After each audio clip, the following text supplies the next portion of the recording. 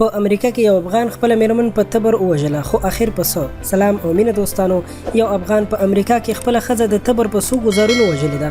دا افغان چې اصغر احسان نومیږي چې د کاپیسا ولایت د استالف اوسیدونکي خودل شوی دی. نوموړي له خپل میرمنې او دوه ماشومانو سره د اس ای وي برنامې له لارې امریکې ته تللی و. د امریکې د کیلیفورنیا ایالت د سکریمنټو ښار پولیس وایي چې قاتل احسان په داسې مهال ونیول شو چې له پولیسو څخه یې په موټر کې تیښته کوله. ویل کېږي هغه خپل موټر په بیړه په یو ګڼه میشته سیمه کې له یو ټرک سره وجنګاو او په زخمي حالت کې ونیول شو. د هغه میرمن اسمان نومیده او اوس یې مړی د پولیسو په ولکه کې دی.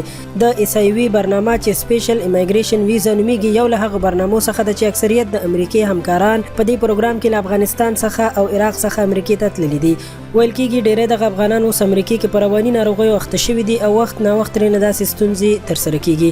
د اصغر نومي قاتل دوه ماشومان چې د 11 کلونو او 6 میاشتو دي اوس مهال په سیمه کې له یو ایراني کورنۍ سره دي. دغه ایراني کورنۍ وایي دوی تیار دي چې د عمر تر پایه د دغو ماشومانو سرپرستي وکړي.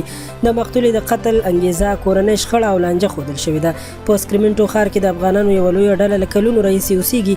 سکریمنټو د امریکې د کیلیفورنیا یو زوړ کډوال میشت او سپیره ښار دی چې پکې اکثره هغه افغانان اوسیږي چې اقتصادي وضعیت یې ډېر ښه نه وي. د مقتول خپلوان په کابل کې دي او ویل کېږي چې د مړي د ترلاسه کولو په تمه دي.